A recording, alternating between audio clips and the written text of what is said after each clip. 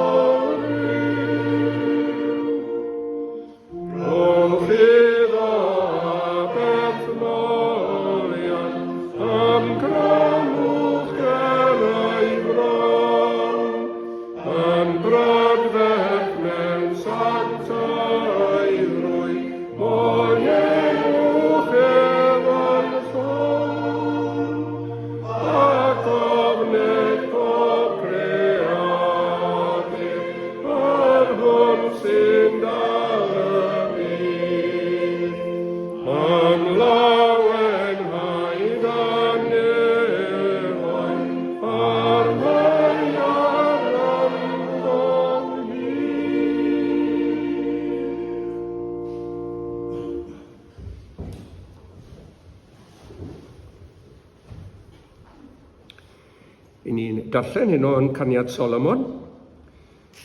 Mae'r caniad yn dod ar ôl y salmau. Y salmau yng nghanol y Beibl yn fras, beth bynnag, salmau, a wedyn chi'n mynd mlaen i lyfr y Diarhebion, ac wedyn yn dod i'r pregethwr ac yna caniad Solomon. 5 bennod, ac i ni'n dechrau darllen yn yr ail adnod, ac falle ddylwn ni ddweud wrthoch chi mai profiad credadun sydd fan hyn, rhywun sydd yn credu, ond maen nhw wedi mynd i gyflwr cysglyd fel crediniwr. A dyna sydd y tu cefn i'r cymal cynta yna. Mae fi sydd yn cysgu am calon yn effro yn yw mae yna fywyd ysbrydol yno, ond bod y bywyd hwnnw yn gysglyd. Gymaint â hynny o esboniad. I ni'n clywed gair Duw. Mae fi sydd yn cysgu am calon yn effro. Llais fan wylid yw yn curo gan ddywedyd fy chwaer, fan wylid, fy ngolomen, fy ni halog, agor i mi, canis llanwyd fy men a glith am gwallt a defnynnau y nos. A mae hi nawr yn dweud fel hyn, diosgais fy mhais, pa fodd y gwisgaf hi? Golchais fy nhraed, pa fodd y difwynaf hwynt? Mae hi wedi mynd i'r gwely, mae'n esmwyth yn y gwely. Fan wylid a estynodd ei law trwy y twll y clo hynny yw. am hymasgaroedd a gyffrodd ei fwyn. Mi a gyfodais i agori i'm hanwylid am dwylo a ddiferasant gan fyr. Am bysedd gan fyr yn diferu ar hyd esbennau y clo. Agorais i'm hanwylid, ond fanwylid a giliasau. A gaethau ymaith, fe enaid a lewygodd pan lefarodd, ceisiais ac nesgefais, gelwais ef, ond nim atebodd. Y gwylwyr y rhai aint o amgylch y ddinas am cawsant, am trawsant. Maen nhw'n ei bwrw hi. Beth mae hi'n neud mas yn y nos fel hyn yn y ddinas. Ac maen nhw'n ei harchochi hi am harchollasant. Mae'n cael niwed. Gwylwyr y caerau a ddygasant fy ngorchydd oddi arnaf. Dyn nhw'n ei thrin i'n dda iawn y bobl yma. O gwbl a hithe mas yn chwilio am i gŵr, fel mae'n digwydd. Merched Jerusalem, gorchmynaf i chwi, os cewch fanwylid, fy negu iddo fy mod yn glaf o gariad, lovesick. A maen nhw'n gofyn nawr, beth yw dy anwylid rhagor anwylid arall, y decaf o'r gwragedd?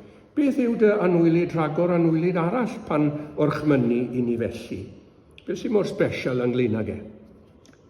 Fanwylid sydd wyn a gwridog, yn rhagori ar 10,000, ei ben fel air coeth, ei wallt yn grych, ei lygaid fel llygaid colomenod wrth afonydd dyfroedd, wedi ei golchi a llaeth, wedi ei gosod yn gymwys, ei ryddiau fel gwely perlysiau, fel blodau peraidd, ei wefusau fel lili yn diferu myr diferol, ei ddwylo sydd fel modrwyau air wedi ei llenwi o beryl, ei fol fel disglau'r eifori wedi ei wisgo a saffir, ei goesau fel colofnau marmor wedi ei gosod ar wadnau o air coeth, ei wynepryd fel Libanus mor ddewisol a chedrwydd.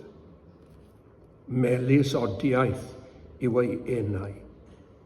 Ie, y mae fe oll yn hawddgar. Dyma fy nwylid, dyma fy nghyfaill o ferched Jerusalem. Bydde di Dduw i fendithio'i air i ni, a rhoi dealltwriaeth i ni ohono fe. Amen. Nawr gewn ni weddio eto.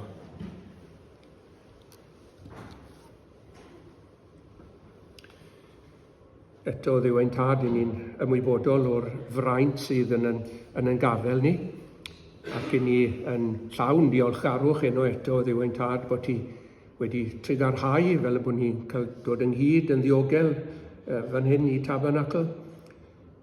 Diolch i ti am y lle yma, diolch i ti bod yna dystiolaeth yma, diolch i ti bod yna eglwys i'r arglwydd Iesu Grist yn cynnyll yn y lle yma yn gyson. Cyfnod wedi bod arglwydd, cyfnod y clo pan o'n i'n methu cyfarfod, wel, i ni yn gwerthfawrogi, bod ni'n gallu dod at ein gilydd unwaith eto.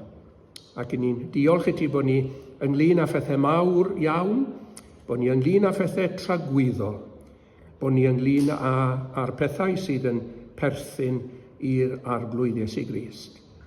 Beth bynnag arall arglwydd nag i ni ddim wedi ddeall yn y darlleniad yna, mae dy ysbryd di'n tystio mai yr arglwydd Iesu Grist yw'r anwylid yna, yr un sydd oll yn hawddgar. Ac i ni'n dymuno Dduw ein tad bod pob un sydd yma wedi cael yn barod rhyw gebolwg ar hawddgarwch yr arglwydd Iesu Grist. Os neb tebyg iddo fe o Dduw ein tad, os edrych na fi'r dwyrain draws, edrych na fi'r de, ymhlith a fi, neu yntai ddaw, does debyg iddo fe.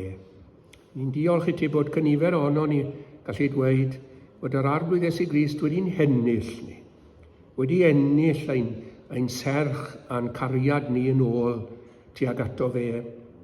Gofyd ni yw o Dduw ein tad bod ni ddim yn ei garu fe fel dylen ni, ddim yn ei garu fe yn ddigonol.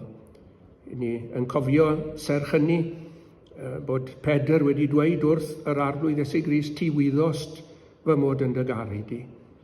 Nag yw'r cariad ddim yn fawr iawn, ddim falle mor llewyrchus a ddyle fe fod.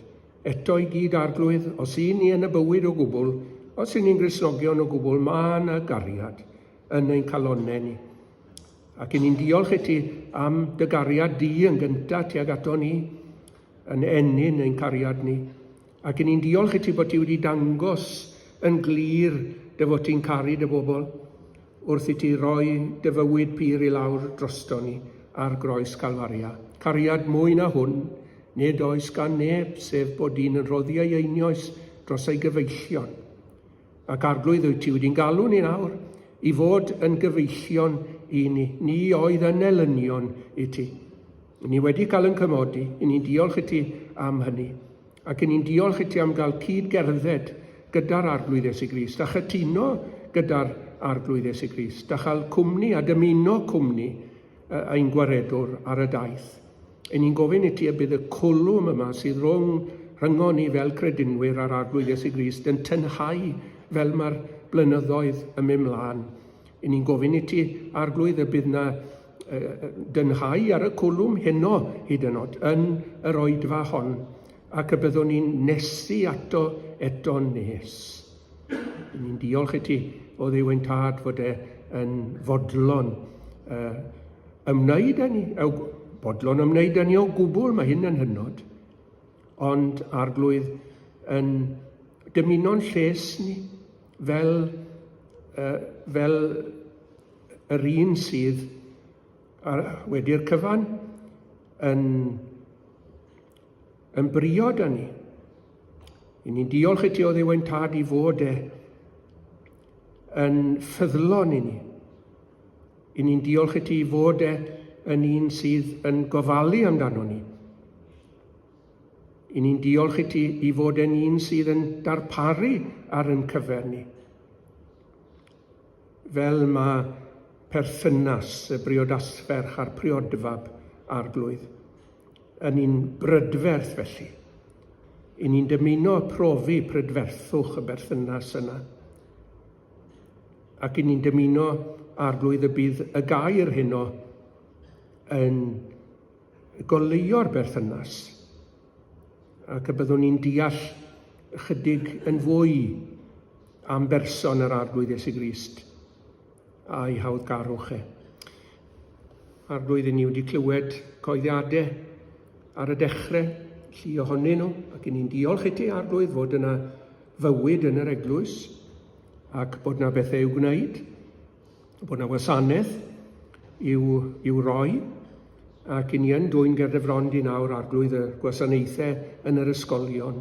Ac i ni'n meddwl am ysgol Bryn Sierfel y fori a'r sawl fydd yn mynd yno, ac i ni'n gofyn i ti arglwydd am rwyddineb. Ni'n gofyn i ti am help i roi'r neges yn glir i'r plant. Ni'n gofyn i ti arglwydd y bydd yna gynesrwydd hefyd yn y neges. Ac y bydd y plant yma'n gweld bod sawl sydd yn siarad yn nhw'n credu yn yr arglwydd. Ac yn ymddiried ynddo fe ac yn ei garu fe. Ni'n gofyn i ti arglwydd eto i lwyddo dy waith yn yr ysgolion. Diolch i ti am bopeth sydd wedi bod yn mynd mlaen dros y blynyddoedd yn hyn o beth yn ysgolion y cylch yma. A bobl Tabernacl wedi bod arglwydd yn ceisio bod yn ffyddlon yn y gwaith yma. Ni'n diolch i ti hefyd arglwydd am waith asiante fel Barnabas, ac ni'n edrych dros y byd i gyd o Dduw Tad ac yn gweld angen mawr difrifol am waith elusennol, ac yn sicr am waith yr Efengyl, ac am waith rhoi yr ysgrythyrau i bobl. I ni'n meddwl am gyflwr bobl yn Ukraine y dyddiau yma dal i fod, a nwythau yn wynebu marwolaeth arglwydd trwy'r rhyfel yma. Ac i ni'n gofyn i ti y bydd yr ymdrech i gael Beiblau yn iaith Ukraine sydd nawr dan law eto gan TBS, y bydd hwnnw yn llwyddo, ac y bydd y Beiblau yma'n cael ei printio yn gyflym, yn fuan, ac y bydd yn ffindio ei ffordd, mynd allan Ukraine a lle bynnag mae bobl yn siarad yr iaith honno yn y gwledydd o ddiamgylch hefyd. I ni'n gofyn i ti lwyddo dy waith yn Rwsia hefyd o Dduw ein Tad. Ac y bydd eto, bydd yr Arglwydd Iesu Grist yn gweld o lafur a ienaid ymhlith y genedl honno. Arglwydd i ni'n gofidio ac yn galaru wrth weld dynion yn codi pennau ac yn ymosod ar rhai eraill ac yn dangos y balchder mwyaf ni gofyn i ti o Dduw ein Tad i ddod i'r adwy os gweled i'n dda. Ynglŷn â'r rhyfel yna, i ni disgwyl Arglwydd ac yn gofyn i ti daw'r rhyfel yna i ben. I ni'n gwybod o Dduw ein Tad fod yna fan ryfeloedd hyd yn oed yn yn ardaloedd ni, a bod yna aelwydydd lle mae yna gwmpa mas anghytundeb.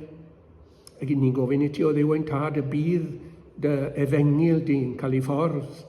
Y bydd yr Arglwydd Iesu Grist yn llwyddo ac y bydd yna gymodi teuluoedd a'i gilydd hefyd. Ni'n gweld, Arglwydd, fod bywyd y teulu yn dadfeilio.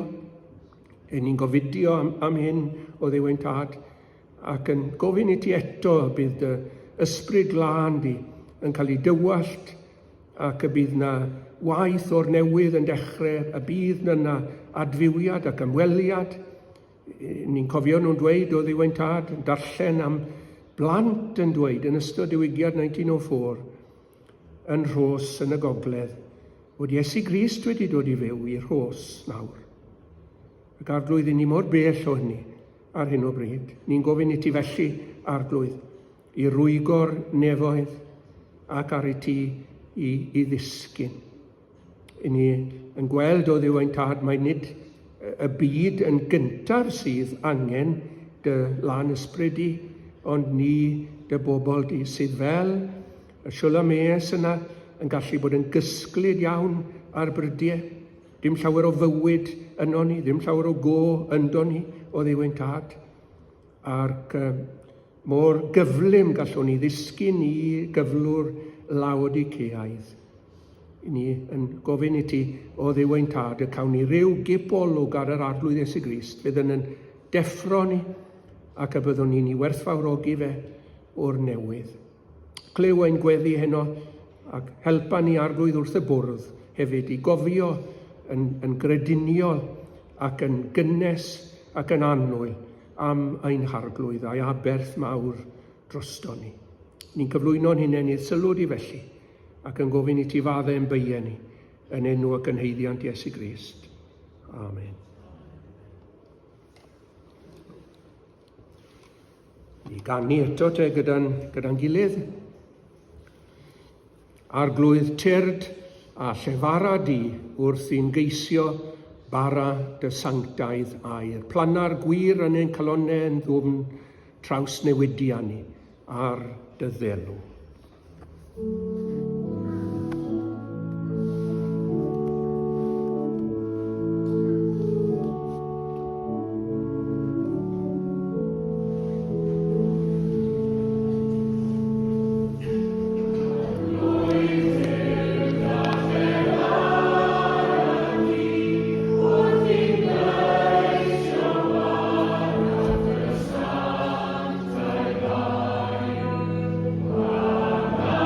We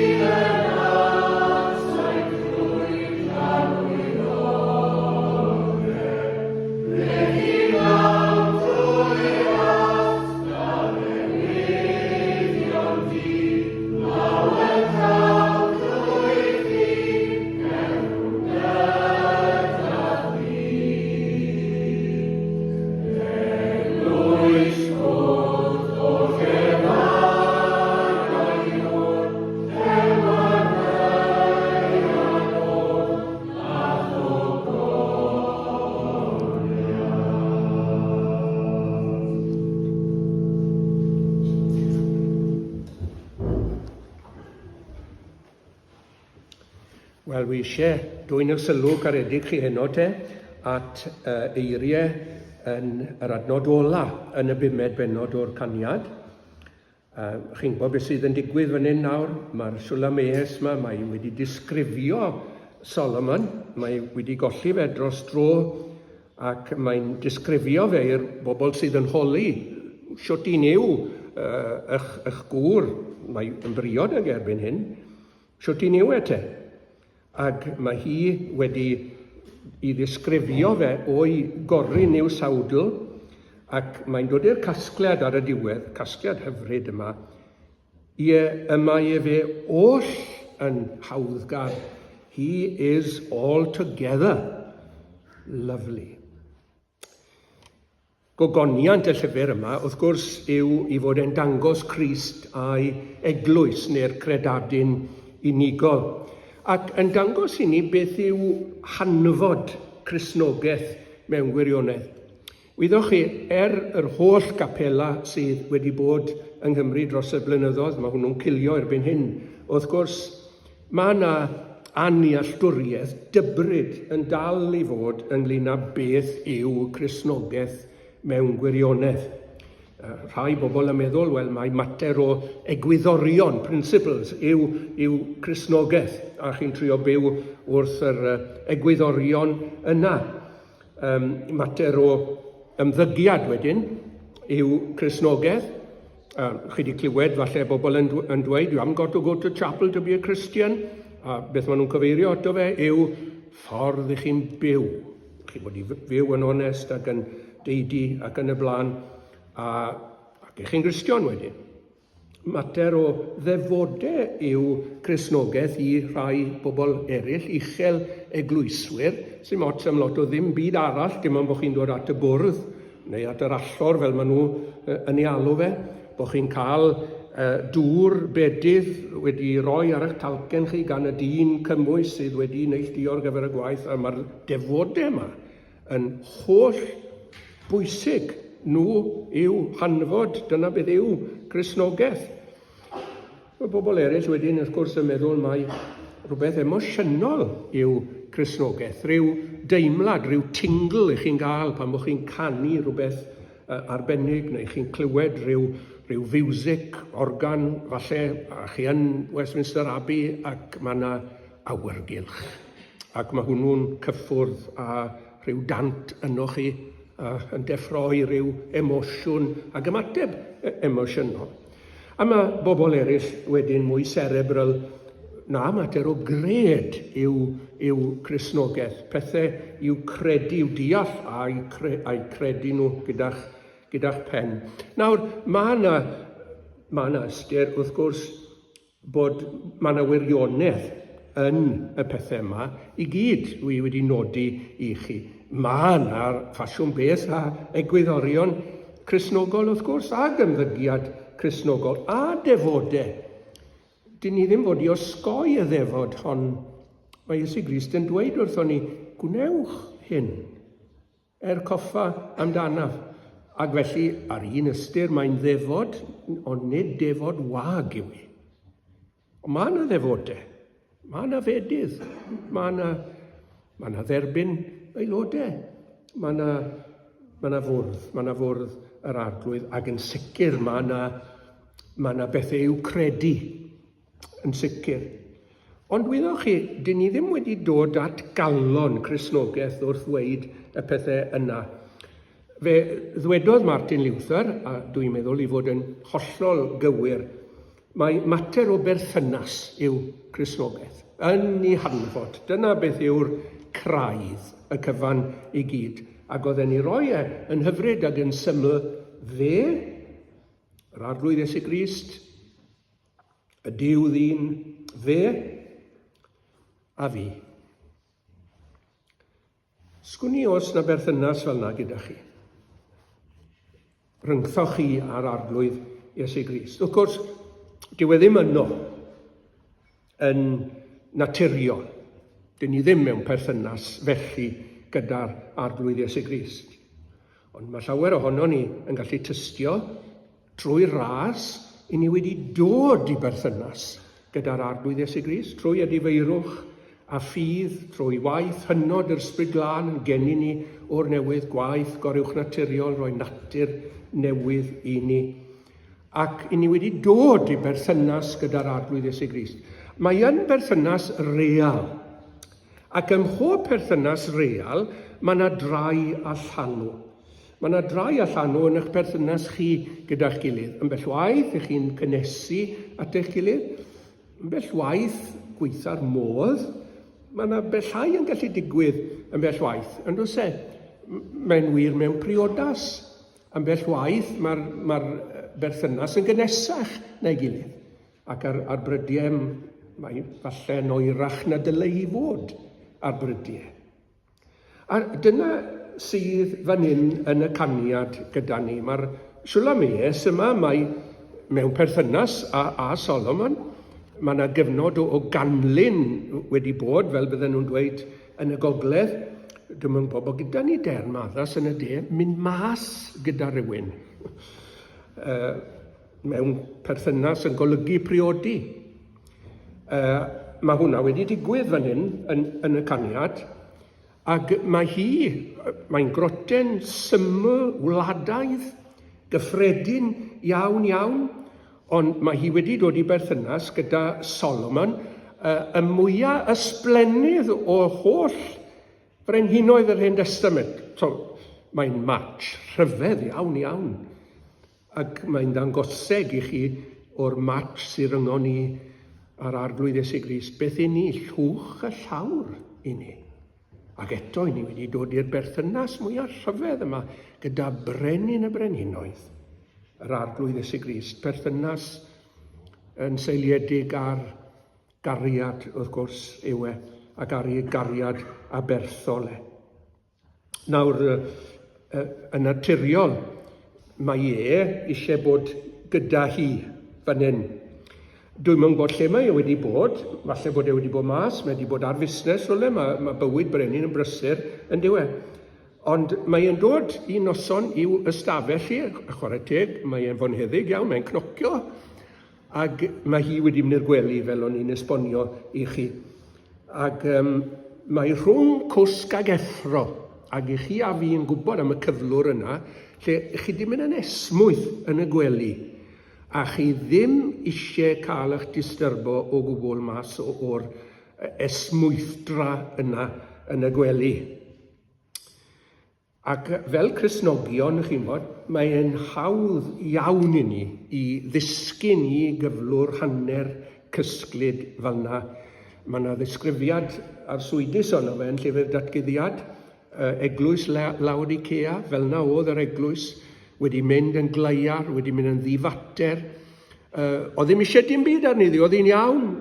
Ar arglwydd Iesu Grist ddim o fewn yr eglwys. Ac o'n nhw ddim wedi golli fe. Ac mae'n dod ac mae'n cnocio fel mae'r cnocio'n digwydd fan hyn. Union rhywun peth y gweud y gwir. Wel, gwai ni, gyfeillion, os i ni yn gysglyd i ddechrau ac wedyn ddim yn ymateb i ddyfodiad yr arglwydd Iesu Grist i'n cael ni allan o'r cwsg yma, o'r cyflwr Laodiceaidd yma.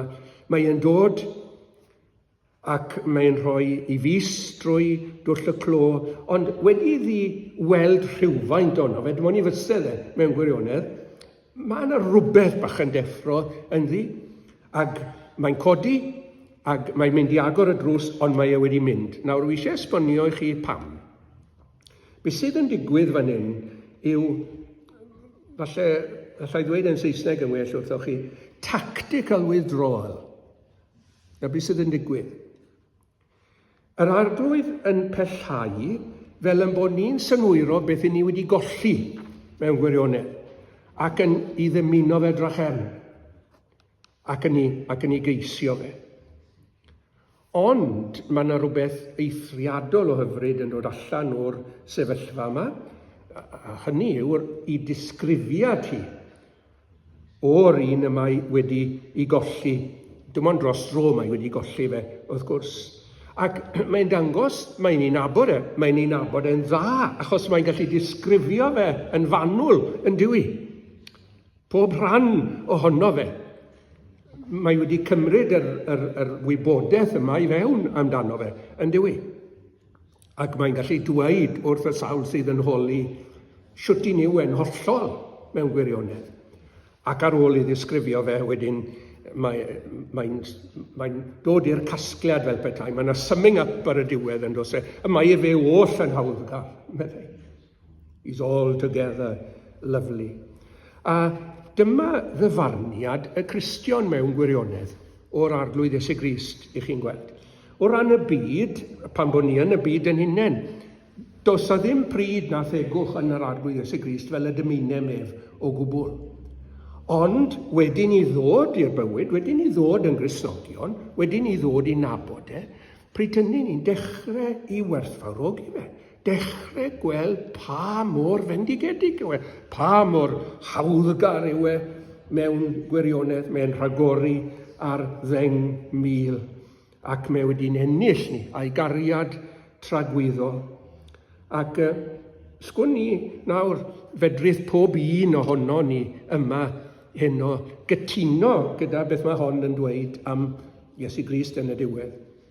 I fod e'n hawddgar, lyflu. I fod e oll yn hawddgar, all together lovely. Wel, mi'n dymuno os nag i ni hyd yma wedi dod i allu dweud hynny, byddwn ni'n dod i weld gogoniant hyfrydwch yr arglwydd Iesu Grist. O na chaw ni olwg hyfryd, medde David Charles, ar ei wedd dywysog bywyd, tegwch byd a'i holl bleserau yn ei oedd a lwyr ddiflannau. Beth wi am wneud, ac gyda help yr Ysbryd Glân, fydde ddim yn llafurus gobeithio, ond dwi eisiau dangos i chi'r nodweddion yma. Fan wylid sydd wyn a gwridog. Nawr, mae'n dweud y peth pwysica mewn gwirionedd reit ar y cychwyn. Meddyliwch am wynder yr arglwydd Iesu Grist. Mae hwnna'n adlewyrchiad o ddiniweidrwydd mewn gwirionedd. Ac mae yna yn air Duw tair tystiolaeth hyfryd yn yr Efengylau ynglyn â'r ffaith bod yn harglwydd ni, Iesu Grist, yn ddi-bechod, yn wyn hynny yw. Does na ddim brychau arno fe o gwbl. Does na ddim byd yn tynnu nôl. Mae e'n hollol lân, mae e'n hollol ddi-bechod. Tystiolaeth heblaw am dystiolaeth Duw y Tad nawr. Mae yna dystiolaeth o enau dynion oedden ni'n nabod e, wedi dod i nabod e. Tystiolaeth Paul, tystiolaeth yr intellectual. Wy'n dweud hwnna wrthoch chi am reswm arbennig. Mae'n amlwg wrth bod chi'n darllen epistolau Paul i fod yn ddyn deallus. Mae hwnna'n hollol amlwg. Ac felly, pan bod yn sôn am y ffaith bod Iesu Grist yn ddibechod, mae e'n sôn yn hermau gwybod pethau. Yn Saesneg, mae'n dweud fel hyn am Iesu Grist, he knew no sin, gwybodaeth. Chi'n gweld, dyna faes yr apostol Paul. Yn Gymraeg, yr hwn nid adnabu bechod. Mae yna dystiolaeth arall gyda ni, tystiolaeth y dyn ymarferol yw hwn nawr, Pedr. Oedd Pedr yn cael rai o'r pethau oedd Paul yn sgwennu'n anodd i'w deall, os ych chi'n cofio, achos dyn practical oedd Pedr, bysgotwr, wrth gwrs, a i dystiolaeth yw, yr hwn ni wnaeth bechod. Chi'n gweld y pwyslais ymarferol. Ac wedyn tystiolaeth yr un oedd agosa at galon yr arglwydd Iesu Grist, yn llythrenol, ag mewn ffordd ysbrydol Ioan. Chi'n cofio, mewn pwyso ar fynwes yr arglwydd Iesu Grist. Mae'n reit agos at ei galon fyna yn diwe. A beth yw ei dystiolaeth Ynddo ef nid oes bechod. Mae fel petai yn gallu gweld reit i fewn i galon yr arglwydd Iesu Grist. Ond dyna chi dair tystiolaeth fod yr arglwydd Iesu Grist yn wyn fel petai. Oen di fai oedd e. A nawr mae'n rhaid i fod yn ddifai, neu mi fyddai aberth ddim yn tycio, chi'n weld. Oedd hi'n holl bwysig fod yr arglwydd Iesu Grist yn lan I hunan mwyn iddo fe allu delio gydag aflendid pechaduriaid fel ni. A'i ddiniweidrwydd oedd un o'r pethau oedd yn rhoi rhinwedd yn Ei aberth. Mae yna rinwedd yn aberth yr arglwydd Iesu Grist. Ni'n canu fel un ymwneud waith yn Saesneg, there is power, wonder-working power in the precious blood of the Lamb. Beth sy'n rhoi'r power yna yng ngwaed yr arglwydd Iesu Grist i'n golchi ni, clirio'n pechodau ni, yn dod i'n iawn gyda Duw. Un o'r pethau yw fod e'n ddiniwed I hunan, bod e'n lan, bod e'n ddibechod I hunan. Ac wedyn ni'n dod at y gwridog te, yn dyn ni y cochni. Ac mae hwnna'n cynrychioli aberth yr arglwydd Iesu Grist. Mae yna win o'n blaen I fan hyn, a mae'r lliw yn arwyddocaol, gwin coch yw e. Ac mae'n atgoffa ni. Mae'n dod â ni at y gwaed. Gwerthfawr waed ein harglwydd Iesu Grist. Ac o blegyd mae oen difrycheilid oedd yr arglwydd Iesu Grist heb nam o gwbl, heb unrhyw glofni.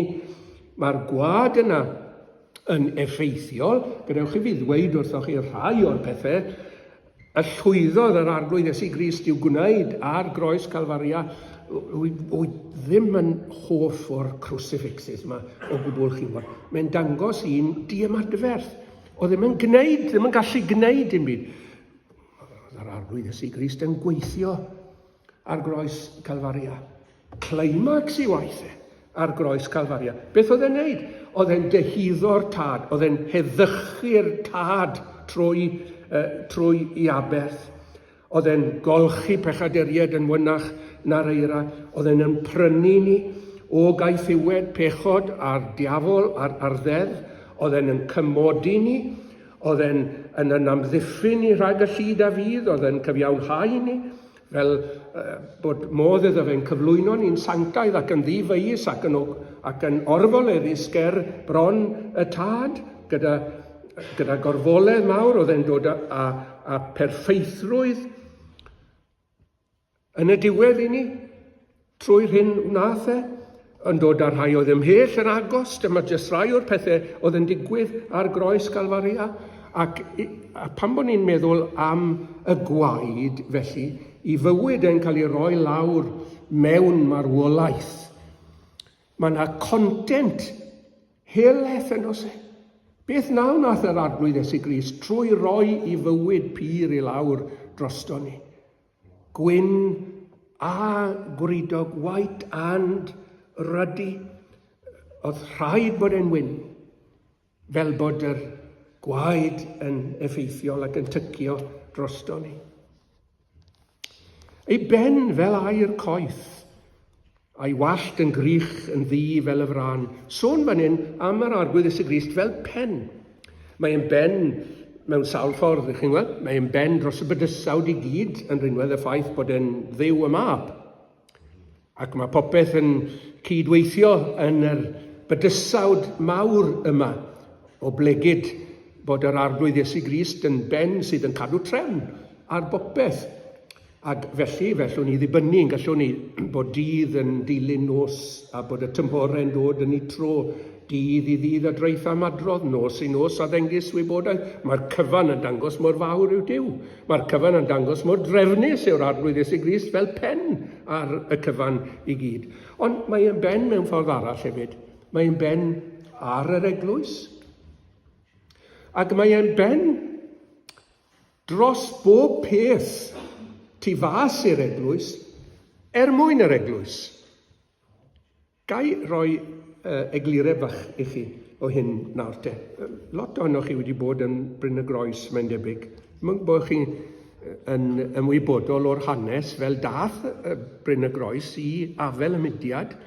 Oedd sylfaenwyr y mudiad, Elwyn Davies ac un neu ddau arall hefyd, o'n nhw mewn tŷ o'r enw Eryl Aran ac o'n nhw'n gallu gweld Bryn y Groes o Eryl Aran ac yn meddwl pa mor addas bydde Bryn y Groes I wneud gwaith Cristnogol cynnar gwersylltoedd ac eich chi wedi bod yno ond eich chi'n gwybod pwy mor werthfawr yw'r lle.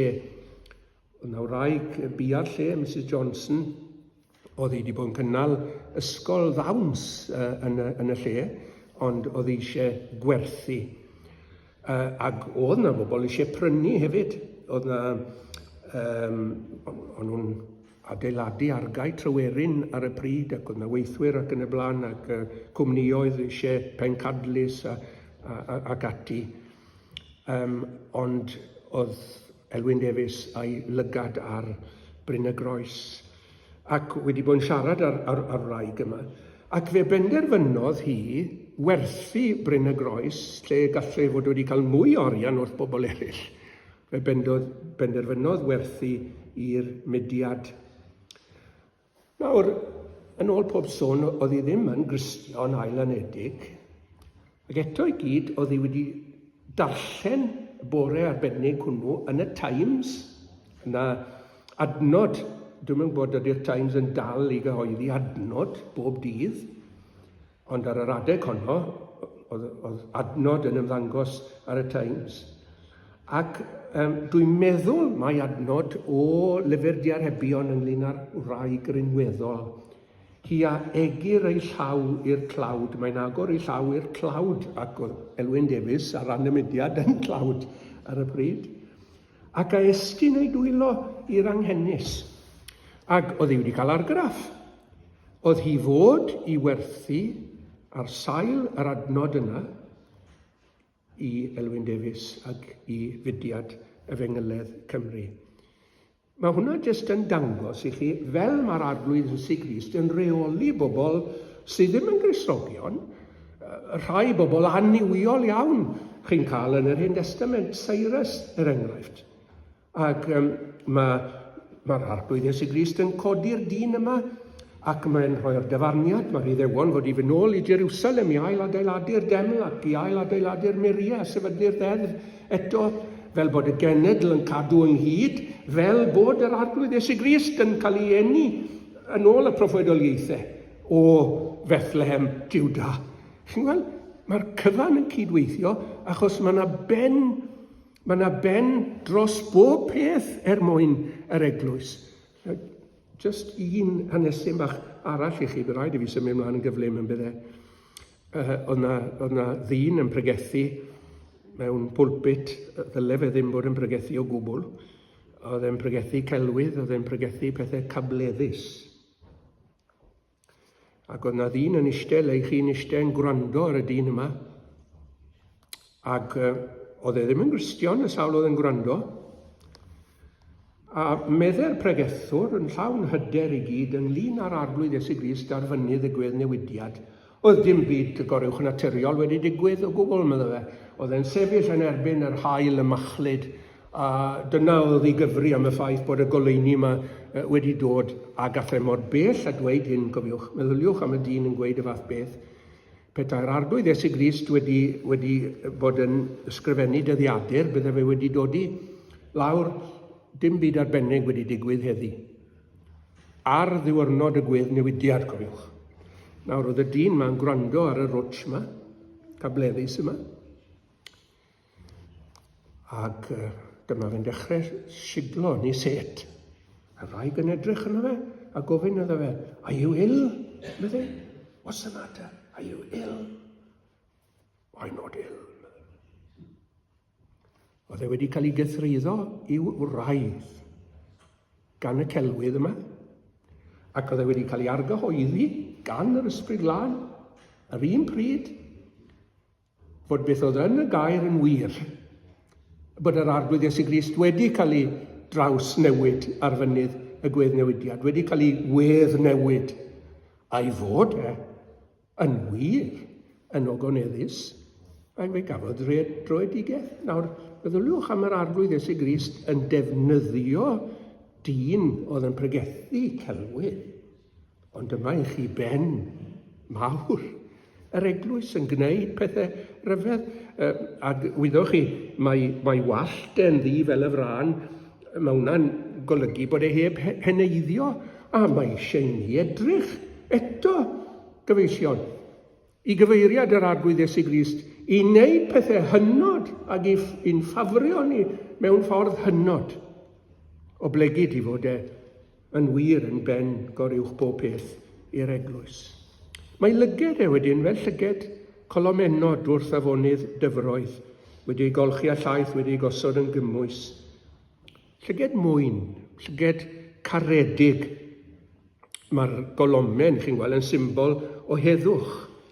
Ac i ni'n darllen yn y gair, mae meddyliau o hedd sydd gyda'r arglwydd Iesu Grist tuag ato ni. Mae hwnna'n werthfawr yn dywe. I feddwl beth ni'n heiddi, a beth ma'n pechodau ni'n heiddi, ond bod yr arglwydd Iesu Grist a'r meddyliau heddychlon yma tuag at i bobl. Gai roi rhyw gipolwg i chi ar yr arglwydd Iesu Grist yn gweld. Ni'n siarad am ei holl wybodaeth. Ni'n siarad am ei wybodaeth manwl yn gweld. Chi'n cael yn y ddameg nes i gyfeirio ato fe bore yma, dameg y mab Afradlon, a dyma fel mae'r gair yn sôn, pan oedd fe, y mab, ymhell oddi wrtho ei dad a'i canfydd, na'r peth cyntaf, fe welodd y tad y crwt yma yn dod o bell, ac wedyn mae yna gadwyn o bethau'n digwydd yn oes gyda ystyriodd ac arredodd ac ysyrthiodd ar reiwdd ac a'i cusanodd. Meddyliwch bod llyged yr arglwydd Iesu Grist fel petai wedi bod arno chi Gristnogion a saint Duw ers rhagwyddoldeb. Ac oedd eich gweld chi'n dod. Pan dethoch chi ato fe, pan dethoch chi adre fel petai, felly bod chi'n cofio'r cyfnod, felly bod rhai chi'n cofio'r dyddiad hyd yn oed. Ond oedd yr arglwydd Iesu Grist wedi'ch gweld chi nôl yn rhagwyddoldeb, yn nid dim ond eich gweld chi, cofiwch, oedd wedi golygu chi ddod. Oedd wedi golygu chi ddod adre. Mae'r un teip o beth gyda Nathanael. A Nathanael siwod yn syni pan wedodd yr arglwydd Iesu Grist wrtho fe, pan o ti dan y ffigysbren, fe weles i ti. Beth oedd e'n neud dan y ffigysbren yna? Beth oedd e'n mynd trwy feddwl bydde fe wedi syfrdanu, bydde fe bod yr arglwydd Iesu Grist yn gwybod amdano fe'n iawn. Cyn bod e'n ymwybodol o Iesu Grist. I holl wybodaeth. Mae'r wybodaeth yma yn gydymdeimladol serch hynny, chi'n gweld. Mae yna enghraifft arall gyda ni o'r disgyblion ar y môr Galilea'n rhwyfo, chi'n cofio'r storm wedi codi, ac o'n nhw ddim yn gallu mynd mlaen o gwbl, yn rhwyfo ac yn rhwyfo yn erbyn y gwynt, a mae'r arglwydd Iesu Grist ar y lan, ond mae'n ei gweld nhw, chi'n meddwl, ac wedyn yn dod ati nhw. Does dim byd wedi newid. Mi'n falch i weid wrthoch chi, pan bod chi mewn stormydd, mewn trafferthion, mae'r arglwydd Iesu Grist yn gwybod yn iawn. Nid dim ond yn gwybod yn iawn le'r i chi a'r frustrations bod chi'n rhwyfo yn erbyn y tonau a ddim yn gallu mynd mlaen ac yn ofnus ac ati. Nid yn unig yn gwybod am eich cyflwr chi, mi ddaw atoch chi hefyd. Mi ddaw atoch chi. Mi ddaw atoch chi i'ch cadw chi. Does dim byd wedi newid. Mae'r llyged yma fel llyged colomenod. Nid llyged eryr yw nhw. Nid llyged yn fflachio yw nhw. Llyged mwyn yw nhw. Llyged caredig, cydymdeimladol. Ei ryddiau fel gwely perlysiau. Rhain yw'r gryddiau yn defe. Ac i ni'n meddwl am ddioddefaint yr arglwydd Iesu Grist. Yn dioddau dirmig ar sarhad eithaf. Meddyliwch am hyn, mae'n dweud yn yr Hen Testament, fy nghorff a roddais i'r cyrwyr am cernau, rhain yw'r cernau, i'r rhai a dynau y blew. Ni chyddiais fy wyneb oddi wrth waradwydd a phoeredd. Chymod o dioddefaint yr arglwydd Iesu Grist yn ddioddefaint dirprwyol, wrth gwrs substitutionary, ond beth mae hwnna'n dangos i ni, y dyfyniad yna, yw i fod yn ddioddefaint gwirfoddol hefyd. Meddyliwch bod yr arglwydd Iesu Grist wedi mynd mewn am y cyfan yma yn wirfoddol, wedi rhoi i gefn i'r cyrwyr. Ac y poeri yma, fe ddath i ben, chi'n modd. cyflawnhad ofnadw o'r broffwydoliaeth yna a'r dudalen yr ysgrythyr. Mae'r wybodaeth yma'n cael ei roi ni.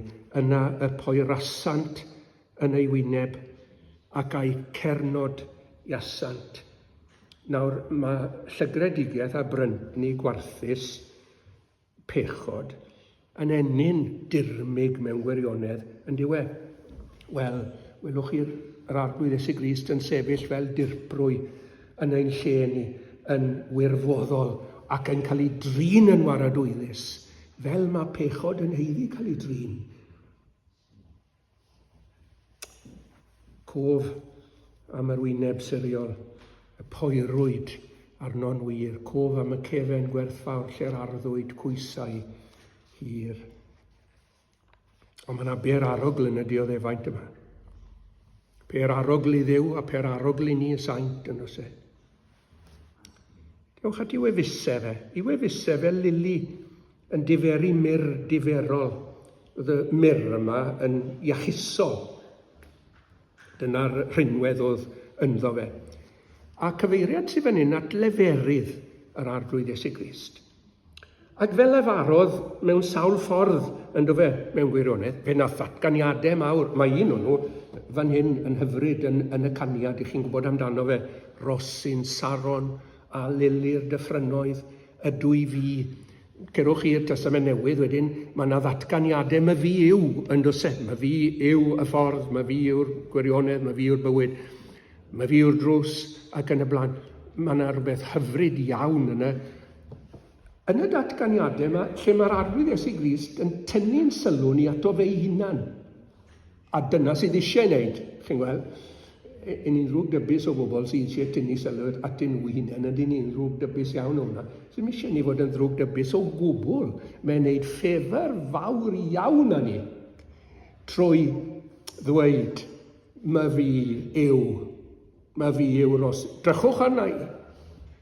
Dyna sydd i angen arnoch chi. Mae yna wahoddiadau wedyn gan yr arglwydd Iesu. Ni'n sôn am un o'n nhw bore yma, hyfryd yn dweud. Dewch, medda fe, ata fi, bawb ar sydd yn lenderog ac yn llwythog ac mi eis fwythaf, arnoch cymerwch fy iau, arnoch a dysgwch gennyf, ble gydaddfwyn y dwy fa, gostyniedig o galon, hyfryd. Neu'r addewid, hwn sy'n dod ata fi, medda fe, dwi'n mynd i fwrw fe mas. Beth?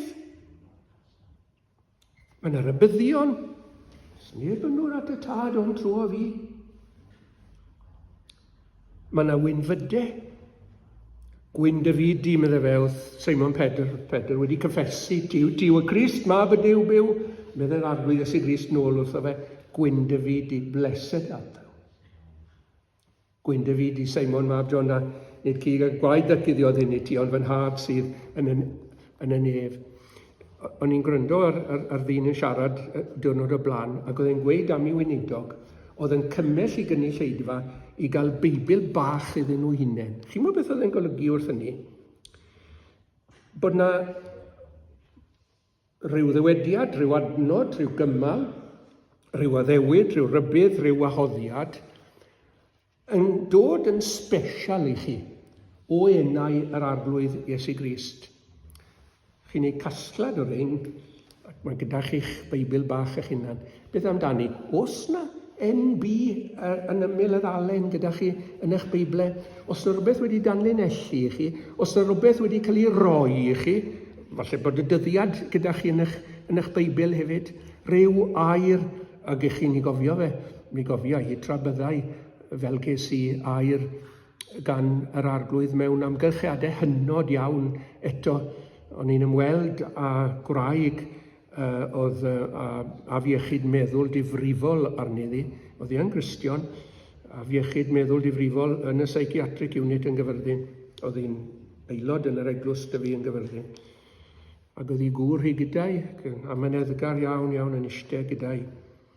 Ac oedd hi ddim yn gwneud sens o gwbl drian, chi'n bod? Ac mi stopiodd, ac mi edrychodd yn y llygedi, ac mi ddwedodd wrthai, no weapon that is formed against thee shall prosper, dyfynu'r gair oedd hi. Ges i syndod, chymod. So oedd hi'n gwneud dim sens o gwbl cyn ni. So gyfynnes i, would you mind repeating that? Medda fi. So wedodd i fe eto, ac wedyn nath i nôl i siarad nonsens pur. O le oedd hwnna wedi dod? Oedd farglwydd i yn gwybod amdanau. Oedd e'n gwybod bod eisiau'r gair yn arnau. Ac fe ges i fe o enau'r arglwydd Iesu Grist i hunan. O, y geiriau yma. I wefusau fe yn diferu mel. Jyst un o ddau o bethau eraill. I ddwylo fel modrwyau air. Nawr, chi'n gweld fy method i fan hyn yn chi gweithredoedd yr arglwydd Iesu Grist nawr sydd gyda ni fan hyn i ddwylo fe. Ond oedd e'n beth hyfryd bod e wedi dal Pedr pan oedd hwnnw'n yn suddo. Cofio oedd Pedr wedi dechrau'n dda, oedd e wedi dechrau cerdded ar y dŵr at yr arglwydd Iesu Grist. Ond wedyn mae e'n considro'r amgylchiadau yn diwedd, fel i ni'n neud yn aml iawn. O, mae'r gwynt ma'n gryf, o, mae'r tonnau ma'n codi. Sdim siw beth a bod fi'n mynd i allu cerdded. Ac oedd e'n dechrau suddo, a mae'r arglwydd Iesu Grist yn estyn i lawr, ac yn ei ddal e. A newch chi beth suddo sy'ch chi yn wylo'r arglwydd Iesu Grist. Mae'r gweithredoedd yma, maen nhw'n rhoi hardd iawn yn diwn nhw. Cofio'r llawn yn dod lawr o'r nef ar Ioan yn Ynys Patmos. A gyntaf yn cael ei erlyd drian ag falle ar ben hunan, dyn ni'n gwybod. Ond mae yna law o'r nef yn dod lawr arno fe ac rhoi cadernid iddo fe, sicrwydd iddo fe yw'r cyntaf a'r diwethaf. Llaw yr arglwydd Iesu Grist. Ni ddwg neb o'n hwynt o'm llaw i. Sut modd chi fynd ar goll, chi'n modd? Os ych chi yn llaw yr arglwydd Iesu Grist. Does na ddim gelyn sydd yn ddigon cryf i'ch cipio chi o law Crist. Bod Satan yn gryf. Dyw e ddim ddigon cryf i wneud na. A does ddim esgylistod yn yr arglwydd Iesu Grist i golli'r hyn sydd wedi cael ei roi ato fe.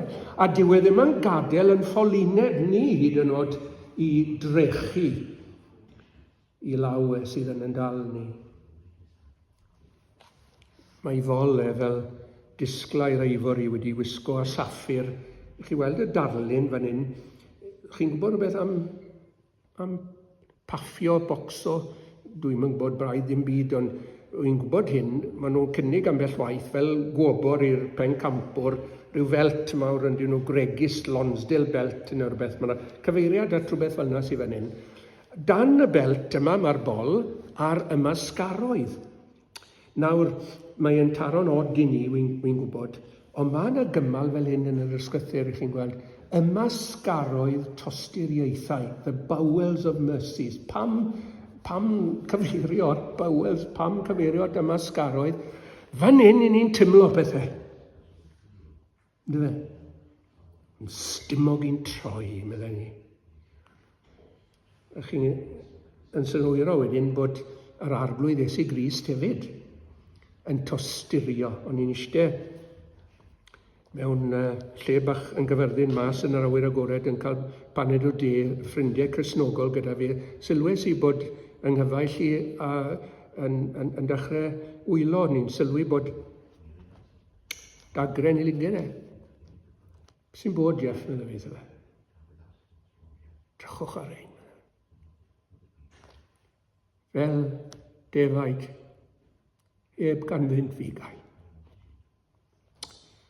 Ac oedd e'n adlewyrchu tosturi'r arglwydd Iesu Grist yn dod e. Gofio yr dameg eto ewi, esbonio pwy yw'n cymydog neu wreiddiol, wrth gwrs, ond wi ffili help gweld yn arlun y Samaria Trigarog, yr arglwydd Iesu yn trigarhau, chi'n bod. Gweld y trian yma, chi'n cofio'r lefiad a'r offeiriad, o'n nhw'n gallu bod yn jocos, reit? Yn cerdded hibo'r dyn yma ar y llawr yn ddiamadferth. Ddim problem iddyn nhw, o gwbl, stoics o'n nhw. Yw'r arglwydd Iesu Grist ddim fel yna. Fe'n gweld y dyn yn ei wai, yn ei drallod, yn ei ofid.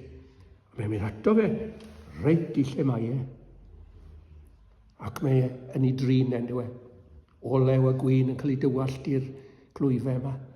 Mae'n ei godi fel lan. Mae'n rhoi ariannifau ac mae'n mynd â fe i'r llety.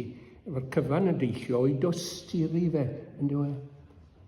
Mae'n dosturi hardd iawn. Ar ola, ei goesau fel colofnau marmor wedi ei gosod ar wadnau o air coeth.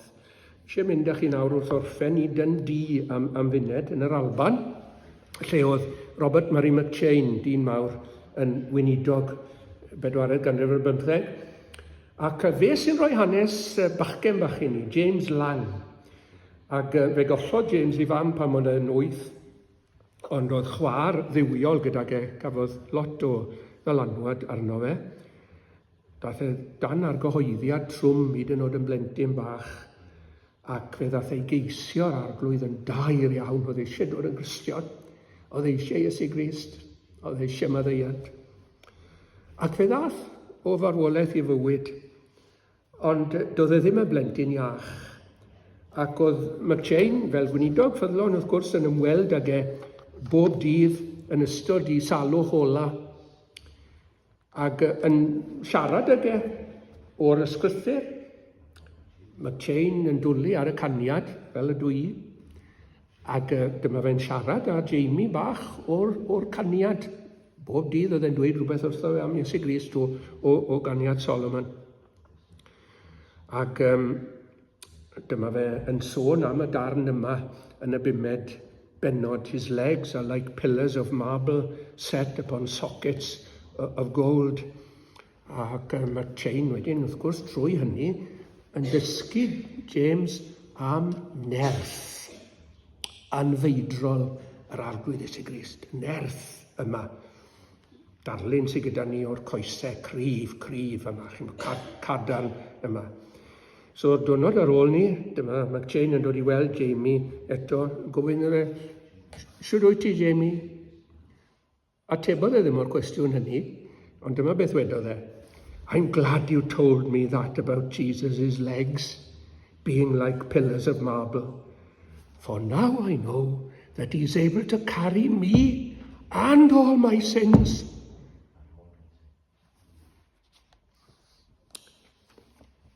Geiriau Pantycelyn yn dod i'r cof am gryfder yr arglwydd Iesu Grist. Fe roed arno pwysau a iogrwydd, pwys na'r sa'i ddalm o ddyn, cos pechodau myrdd o ddynion, heb un pechod yn ddoi hun, ond fe ddoliodd. Ydyn ni wedi dod i'r un ar gyhoeddiad sgwni a James, fod yr arglwydd Iesu Grist yn ddigon cryf i'n dal ni a'n pechodau, dal fi fy niw, dal fi'r lan. Enwedig dal fi, lle rwy'n man. Ydyn ni wedi dod i'r argyhoeddiad yna o nerth anfeidrol, cryfder yr arglwydd Iesu Grist. Coroni'r cyfan, mae hi'n dweud, nawr te am y nodweddion yma i gyd, mae fe oll yn hawddgar. Sna amen yn eich calon chi, sgwni. Yna ddiwedd hapus i'r digwyddiadau yma. Mae'n dod o hyd iddo fe yn y diwedd. Mae yna reunion, mae yna ad-uniad. A chi'n gwybod beth mae'n dweud? Mae fi sydd eiddo fy nwylid, am hanwylid yn eiddo fi. Ac yn y nef, mi fydd hwnnw'n cael ei wireddu heb i ni ymadel fi ddim trai allanw. Yna ca fod gyda gef pan el y byd ar dan, gedrych yn ei hyfryd wedd gan harddach nag o'r blaen, heb ymadael mwy. Amen. Ni ddod at yn mawl ola ni. Mawr oedd Crist yn rhagwyddoldeb, mawr yn gwisgo natur dyn, mawr yn marw ar Galfaria, mawr yn maeddi angau ei hun.